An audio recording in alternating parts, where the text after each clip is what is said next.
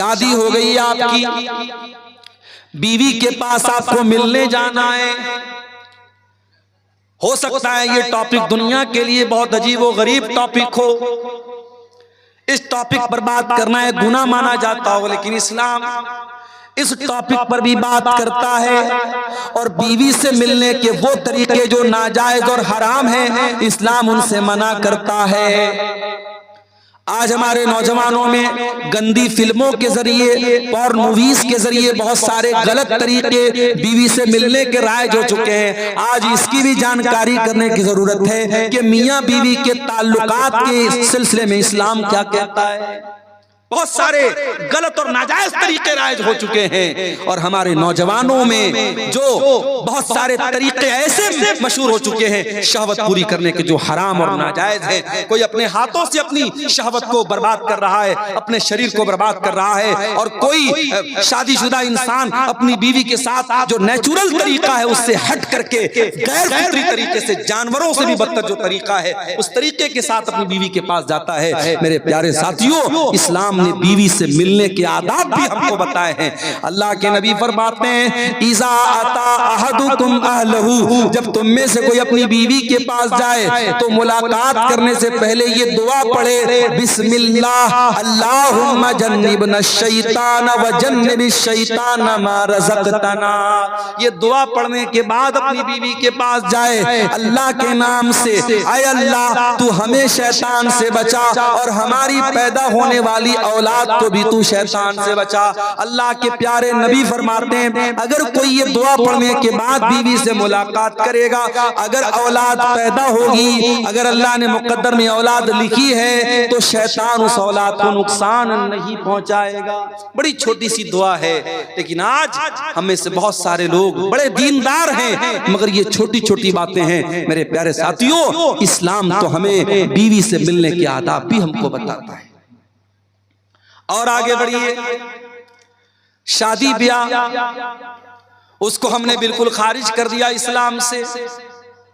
चाहे आपके इस इलाके की अंसारी बरादरी हो, चाहे हमारे बनारस के अंसारी समाज के लोग हों, चाहे आपके कटिहार के शेरशाबादी समाज के लोग हों, मुसलमानों में शादी में बहुत सारी फजूल किस्म की रस्म व रिवाज आ गई।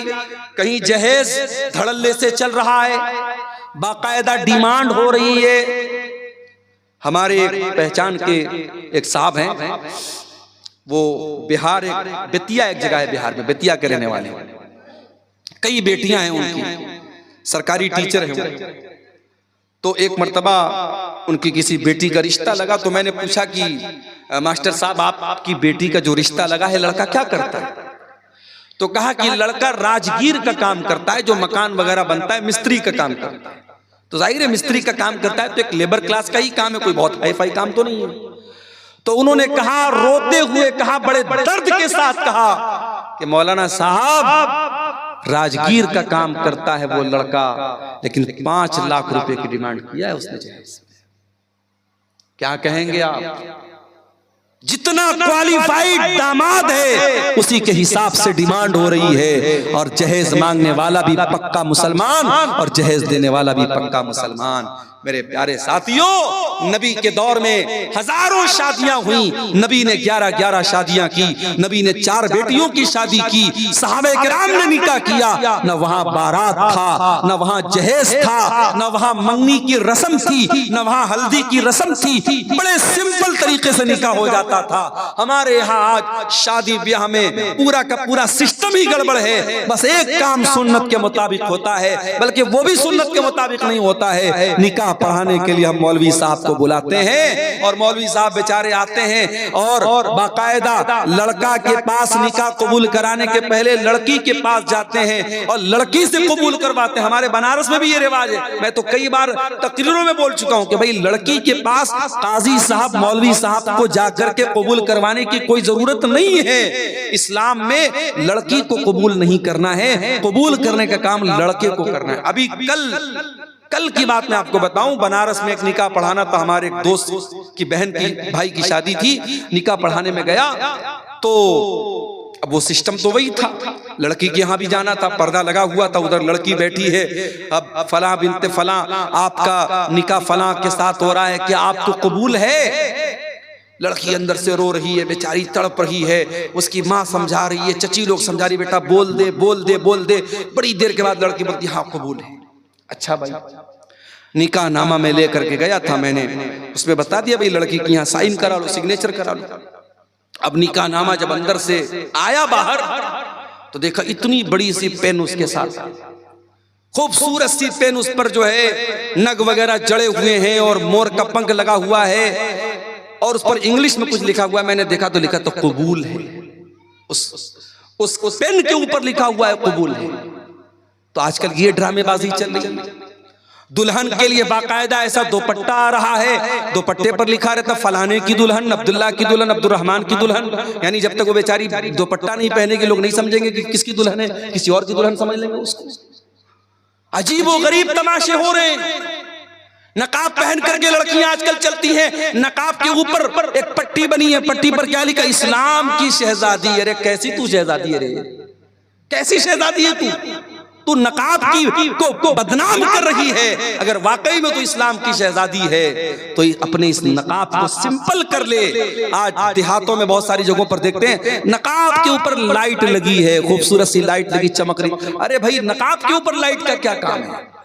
तो ये सब ढकोसलेबाजी हम कर रहे हैं मेरे प्यारे साथियों, माफ करना, इस्लाम इन ढकोसलेबाजियों का नाम नहीं है। इस्लाम बड़ा सिंपल दीन है, दूसरे के तरीके पर और दूसरों के नक्शे कदम पर चलने की कोशिश मत करो मेरे प्यारे साथियों। अल्लाह के नबी ने फरमाया लतत्तबिउन्ना सुनन मन कान क़ब्लकुम शिब्रम बिशिब्रिन व ज़िराम बिज़िरा।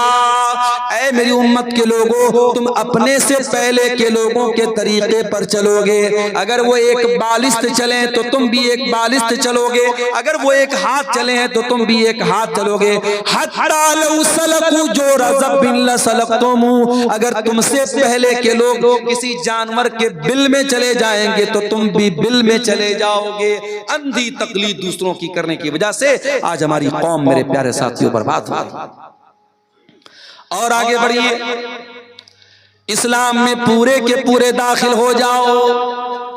हाजी साहब मस्जिद में गए, मौलवी साहब से नमाज का तरीका तो पूछ लिया, मस्जिद के बाहर आए, अपने सगे भाई की जमीन को हत्या करके बैठ गए, अपने पड़ोसी की जमीन पर नाजायज कब्जा करके बैठ गए। ओ हाजी साहब, ये जमीन आपके साथ तो नहीं जाएगी दुनिया से। ओ मेरे भाई, जिस दिन तुम मर जाओगे ये सारी जमीन तो दूसरों की हो जाएगी, ये सारा माल तो दूसरों का हो जाएगा, सब ठाट पड़ा रह जाएगा जब लाद चलेगा बंजारा। कब्र की 2 गज जमीन के अंदर सबको जाना है, सब छोड़ के जाना है। ये जमीनें यही रह जाएंगी, ये जायदादें यही रह जाएंगी, ये खेत खलियान यही रह जाएगा, ये तिजोरियां यही रह जाएंगी, ये बैंक बैलेंस दूसरों के नाम हो जाएगा। मेरे प्यारे साथियों, जब आप कब्र के अंदर जाएंगे, जितने भी नेक हों, जितने भी नमाजी हों, जितने भी दीनदार हों, ये कब्र आपको दबोचेगी, ये कब्र आपको पकड़ेगी, ये कब्र आपको के ऊपर तंग हो जाएगी। नबी के सहाबी थे साद बिन मुआज रजी अल्लाह तआला अन्हु, इंतकाल हो गया। नबी के इतने बड़े सहाबी इंतकाल हो गया कि अल्लाह के नबी ने उनके इंतकाल के मौके पर फरमाया इhtazal मौतु लिसाद इब्न मुआज। आज साद इब्न मुआज का इंतकाल हुआ है, आज इनके इंतकाल पर अल्लाह का अर्श भी हिलने लगा है। इनके जनाजे में 70,000 फरिश्ते जमीन पर उतरे थे। इनका बदन भारी भरकम था। जब जनाजा उठाया गया तो जनाजा बड़ा हल्का मालूम हो रहा था। बाज मुनाफिकों ने कहा कि अरे जनाजा तो बड़ा हल्का मालूम हो रहा है। अल्लाह के प्यारे हबीब ने फरमाया इन्ना लहू हमलतन गैरुकुम। ऐ मेरे सहाबा, ये साद बिन मुआज का जनाजा है, इसके जनाजे में फरिश्ते भी शामिल हैं। इनके जनाजे को फरिश्तों ने उठा के रखा है। इतने बड़े सहाबी थे साद बिन मुआज रजी अल्लाह ताला। साद बिन मुआज को कब्र में उतारा जाने लगा। सहाबे किराम भी साइड में खड़े हैं, अल्लाह के प्यारे नबी भी कब्र के पास खड़े हैं। जब जनाजे को कब्र में उतारा जाने लगा, अचानक अल्लाह के नबी के चेहरे की रंगत बदल गई। अल्लाह के नबी के चेहरे पर डर तारी हो गया, आपके चेहरे पर खौफ तारी हो गया, और आपने 3 मरतबा फरमाया सुभान अल्लाह, सुभान अल्लाह, सुभान अल्लाह, अल्लाहु अकबर, अल्लाहु अकबर, अल्लाहु अकबर। आपने 3 मरतबा तकबीर पढ़ी, 3 मरतबा तस्बीह पढ़ी। सहाबा ने भी तस्बीह पढ़ी, सहाबा ने भी तकबीर पढ़ी। सहाबा ने कहा अल्लाह के नबी क्या बात है, आप क्यों घबराए घबराए से लग रहे हैं, क्यों आप 3 मरतबा तस्बीह पढ़ रहे हैं, क्यों आप 3 मरतबा तकबीर पढ़ रहे हैं। आपने फरमाया ऐ मेरे सहाबा, तज़ायक़ाला साहिबिकुम अल कब्र, तुम्हारे इस साथी की कब्र इनके ऊपर तंग हो गई, इनकी कब्र ने इनको दबोचा था, इनकी कब्र ने इनको पकड़ा था, और जितनी देर इनकी कब्र ने इनको पकड़ा था, ऐ मेरे सहाबा मैं भी डर गया और मैंने अल्लाह की तस्बीह पढ़ी, अल्लाह की तकबीर पढ़ी। ऐ मेरे सहाबा इन्ना लिल कब्रि ज़ग़ततन लौ नजा मिन्हु अहदुन लनजा साद इब्न मुआज़, अगर कब्र के दबोचने से कोई बच जाता तो साद बिन मुआज़ बच जाते। ओ लोगो, जब नबी का सहाबी नहीं बचा, हमारी और आपकी क्या हैसियत है। ओ नमाजियों, ओ तहज्जुद पढ़ने वालों, ओ रोजा रखने वालों, ओ कुरान पढ़ने वालों, ये कब्र तो तुमको भी पकड़ेगी, ये कब्र तो तुमको भी दबोचेगी। ओ लोगो, उस कब्र की जिंदगी के बारे में कभी सोचो, कभी उसकी तैयारी करो। ये नाजायज की जायदादें, ये नाजायज जमीनें, ये नाजायज दौलत दूसरे लेके चले जाएंगे, दूसरे मौज मस्ती करेंगे, और तुम कब्र में उसकी सजा झेलोगे। ये कोई फायदे का सौदा नहीं, ये घाटे का सौदा है मेरे साथ। हराम कमाई ला करके दूसरों की जिंदगी बना रहे हो और अपनी आखिरत बर्बाद कर रहे हो। भाई भाई की जमीन पर कब्जा कर रहा है, पड़ोसी पड़ोसी की जमीन पर कब्जा कर रहा है। अल्लाह के नबी फरमाते हैं ओ लोगों, कान खोल करके सुन लो, मैं एक इंसान हूं, मेरा फैसला गलत भी हो सकता है कि 2 लोग जमीन का फैसला मेरे पास कराने के लिए आए, और एक इंसान बड़ी चिकनी चुपड़ी बात करने वाला हो और उसकी बात के फेवर में मैं फैसला कर दूं और दूसरे के खिलाफ कर दूं, जिसका हक था उसको न मिले दूसरे को दे दूं, ऐसा हो सकता है। मैं इंसान हूं, मुझसे गलती हो सकती है। ऐ मेरे सहाबा, अगर कभी ऐसा हो जाए और जमीन जिसकी नहीं थी मैंने जमीन उसके हक में दे दी, तो कान खोल करके सुन लो, इन्नमा अक़तउ लहू क़िताअतम मिनन नार, मैं जमीन का टुकड़ा नहीं दे रहा हूं, मैं जहन्नम की आग का टुकड़ा दे रहा हूं। ओ जमीनों में बेईमानी करने वालों, ओ जायदादों में दूसरों का हक मारने वालों, अल्लाह के वास्ते तौबा कर लो। ये जमीनें तुम्हारे साथ कब्र में नहीं जाएंगी, ये जायदादें तुम्हारे साथ कब्र में नहीं जाएंगी, ये बड़े घाटे का सौदा है। कल कयामत के दिन अल्लाह के पास जाओगे, जिसकी जमीन को हड़पा था, जिसकी जायदाद पर नाजायज कब्जा किया था, जिसके खेत पर नाजायज कब्जा किया था, जिसकी जमीन पर नाजायज कब्जा किया था, वो आकर के कहेगा आय अल्लाह, ये मेरा पड़ोसी है, ये मेरा भाई है, ये मेरा रिश्तेदार है, आय अल्लाह इसने मेरी जमीन को नाजायज तरीके से हड़प लिया था। अल्लाह वहां ये नहीं कहेगा ऐ बंदे तू जमीन के बदले जमीन दे दे, तू पैसे के बदले पैसा दे दे। दुनिया में पैसे के बदले पैसा दे सकते हो, जमीन के बदले जमीन दे सकते हो। अल्लाह के यहाँ करेंसी चेंज हो जाएगी। सऊदी अरब में इंडिया का पैसा नहीं चलता, पाकिस्तान में इंडिया का पैसा नहीं चलता, बांग्लादेश में टका चलता, इंडिया का पैसा नहीं चलता, रियाल सऊदी अरब में रियाल चलता, इंडिया का पैसा नहीं चलता। ओ लोगों, कयामत के दिन की करेंसी क्या होगी? वहां दुनिया का पैसा नहीं चलेगा, वहां दुनिया की जमीन नहीं चलेगी। वहां अगर किसी का हक मारा है तो आपको अपनी नेकी देना पड़ेगा, आपको अपनी नमाज देना पड़ेगा, आपको अपना रोजा देना पड़ेगा, आपको अपना सदका खैरात देना पड़ेगा, आपको अपनी ज़कात देनी पड़ेगी। और जब सारी नेकी खत्म हो जाएगी और फिर भी कोई लाइन में खड़ा है, ऐ अल्लाह इसने मेरा भी हक मारा है, मेरी जमीन पर भी कब्जा किया है, मेरे साथ भी ज्यादती की है, अल्लाह के नबी फरमाते हैं कि फिर सामने वाले के गुनाह इसके ऊपर लादे जाएंगे, और जो इंसान दुनिया से बहुत सारी नेकी लेकर के आया था वही इंसान गुनाहों से लदा हुआ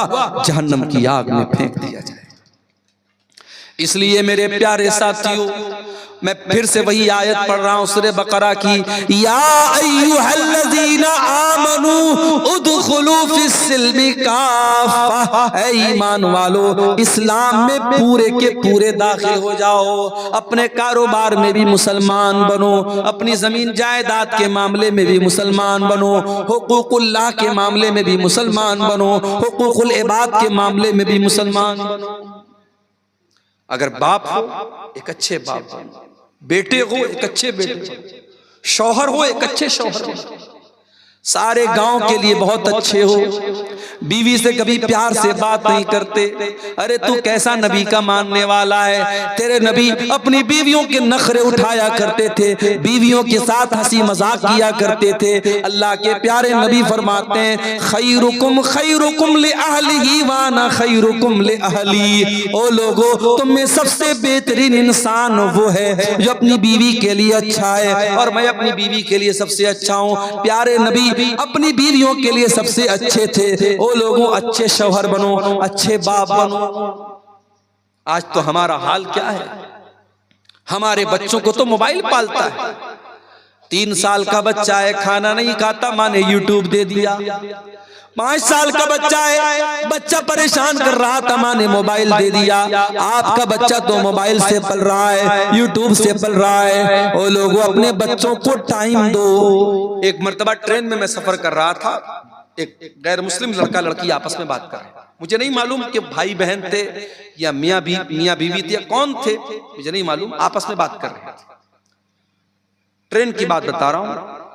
तो लड़के ने कहा कि आजकल छोटी छोटी बच्चियां प्यार मोहब्बत के नाम पे क्या क्या कर रही हैं। 8-8 साल की 10-10 साल की लड़कियां, वो भी प्यार मोहब्बत के चक्कर में पड़ी हुई। तो जो लड़की थी ट्रेन के अंदर, उस लड़की ने बड़ी पॉइंट की बात कही। उसने कहा कि छोटी छोटी बच्चियां अगर गलत रास्ते पर जा रही हैं तो ये जिम्मेदारी किसकी है कि उनको सही गलत का फर्क बताएं। ये जिम्मेदारी माँ बाप की है, ये जिम्मेदारी गार्जियन की है। तो लड़का बोला कि गार्जियन कितना ध्यान देगा, गार्जियन कितना भी देखेगा। तो लड़की ने कहा कि गार्जियन अपने आप को झोंक दे। आज का दौर वो दौर है। वो गैर मुस्लिम लोग थे, उनकी बातें, मैं ट्रेन में बैठा था। आजकल का तो माहौल ऐसा है, ट्रेन पर भी आप ज्यादा किसी से बात नहीं कर सकती, अपनी अपनी सीट पर आदमी बैठा रहता है। लेकिन वो बातचीत जो हो रही थी, मैं सुना तो मुझे वो बात बड़ी वजनदार लगी। उस लड़की ने कहा कि आज के दौर में अगर अपनी बच्चियों की परवरिश करना है तो अपने आप को कुर्बान करना पड़ेगा, तब आप बच्चियों की परवरिश कर सकते हैं। मेरे प्यारे साथियों, जमाना बड़ा नाजुक है। आपकी जवान होने वाली बेटियों को बहकाने के लिए हजारों रास्ते मौजूद हैं। फेसबुक मौजूद है, इंस्टाग्राम मौजूद है, व्हाट्सएप मौजूद है। स्कूल का गंदा माहौल है, कॉलेज का गंदा माहौल है, सोशल मीडिया है, इलेक्ट्रॉनिक मीडिया है, प्रिंट मीडिया है, शैतान के फितने हैं। आपकी जवान होने वाली नस्ल को बर्बाद करने के बहुत सारे रास्ते हैं। अगर आपने ध्यान न दिया, अगर आपने अपने आप को कुर्बान नहीं किया अपने बच्चों की तरबियत के लिए, कल पछताना पड़ेगा। अगर आपने आज ध्यान न दिया, कल बहुत सारी नुसरत जहां ऐसी सामने आ जाएंगी जो निशा सिंह बन जाएगी। आपकी मुसलमान लड़कियां बड़ी तेजी के साथ मुर्तद हो रही हैं। मैं झारखंड में गांव-गांव जाके कह रहा हूं, मैं बिहार के गांव-गांव जाके कह रहा हूं, ओ लोगों, अपनी औरतों को दीन पहुंचा दो। साल में एक बार जलसा कराने से काम नहीं चलेगा। बार बार सुनाओ, बार बार बताओ, किताबों का मुताला करवाओ, पढ़ाओ लिखाओ। अपने गांव में लड़कियों का इदारा अगर है तो उस इदारे की कदर करो। अपनी बच्चियों को इदारों में पढ़ाओ, अपनी औरतों को सही पर्दा कराओ, अपनी मस्जिदों में औरतों का इंतजाम कराओ, और जुमा के खुतबे में ये सुनिश्चित करो, ये यकीनी बनाओ कि हर जुमा के खुतबे में औरतें भी आपकी मस्जिद पर आए। ये 1 साल का जलसा करा लेने से, जो जलसे में भी क्या होता है, कुछ औरतें बेचारी पिंडाल में बैठी हैं, कुछ औरतें बैठ करके वहां बाहर मार्केट में कुछ खा रही हैं, पी रही, कुछ मटर गश्ती कर रही हैं, कुछ इधर टहल रही हैं, कुछ उधर टहल रही हैं। ये कोई आप मस्जिद से बड़ा बेहतरीन माहौल कहीं नहीं हो सकता। जुमा के खुतबे में आधा घंटा की तकरीर सारे लोग सुकून से वजू करके सुनते हैं। अगर आपके घर की औरतें जुमा का खुतबा सुनेंगी, मैं बार बार ये बात तकरीरों में कहता हूँ, साल में 52 जुमा का खुतबा होता है। अगर आपके घर की औरतें 52 मरतबा जुमा में जाएंगी, इंशाअल्लाह दीन की बहुत सारी मालूमात वो लेकर के जाएंगी। तरबियत के लिए टाइम निकालना पड़ेगा मेरे साथी। इसीलिए अरबी का एक शायर कहता है, लईसल यतीम मन इंतहा अबवाहु मिन हम्मिल हयाती व खल्लफाहु जलीला। अरे यतीम वो नहीं है जिसके माँ बाप दुनिया से चले गए हो। इन्नल यतीम हुवल्लज़ी तल्का लहू उम्मन तखल्लत औ अबम मशगूला। अरे यतीम तो वो बच्चा है जिसकी माँ के पास समय नहीं है, जिसके बाप के पास टाइम नहीं है, जो अपने बच्चों की तरबियत के लिए वक्त नहीं निकालता है। इसलिए मेरे अजीजों, अपने बच्चों की तरबियत के लिए वक्त निकालो। इस्लाम में पूरे के पूरे दाखिल हो जाओ। एक अच्छे बाप बनो, एक अच्छे शौहर बनो, एक अच्छे मुरब्बी बनो, ताकि आपकी आने वाली नस्लें दीनदार बने। इस समाज के फितरों से अगर अपनी आने वाली नस्लों को बचाना है मेरे अजीजों, अपने आप को नेक और दीनदार बनाओ। जब तक हम खुद दीनदार नहीं बनेंगे, अपने बच्चों को दीनदार नहीं बना सकते। बीड़ी पीने वाला बाप अपने बच्चों को बीड़ी से नहीं मना कर सकता। गाली बकने वाला बाप अपने बच्चों को गाली देने से नहीं रोक सकता। बेपर्दा रहने वाली माँ अपनी बेटियों को पर्दा करने की तालीम नहीं दे सकती। अगर अपनी औलाद को सुधारना है तो पहले माँ बाप को खुद सुधरना पड़ेगा, माँ बाप को अपनी इस्लाह करनी पड़ेगी। मेरे अजीजों, आइए हम अल्लाह से दुआ करें, रब्बुल आलमीन हमें कहने सुनने से ज्यादा अमल करने की तौफीक अता फरमाए। रब्बुल आलमीन जिस इदारे की तरफ से आज का ये प्रोग्राम हुआ है, और जैसा कि मुझे नासिर भाई वगैरह ने बताया कि बहुत कदीम इदारा है और बहुत अच्छे तरीके से ये इदारा चल रहा था, बीच में कुछ ऐसे हालात आए हैं, इदारे को आपकी तवज्जो और आपके जो है इस पर तवज्जो देने की जरूरत है। हम अल्लाह से दुआ करते हैं अल्लाह ताला इस इदारे को मजीद तरक्की अता फरमाए। रब्बुल आलमीन हमें अपने बच्चों को सही इस्लामी तरबियत और तालीम देने की तौफीक अता फरमाए। अल्लाह जब तक दुनिया में जिंदा रखे, इस्लाम पर जिंदा रखे और हम सब का खात्मा ईमान पर हो। आमीन व आखिर दावाना अनिल हम्दुलिल्लाहि रब्बिल आलमीन। वस्सलामु अलैकुम व रहमतुल्लाहि व बरकातुहू।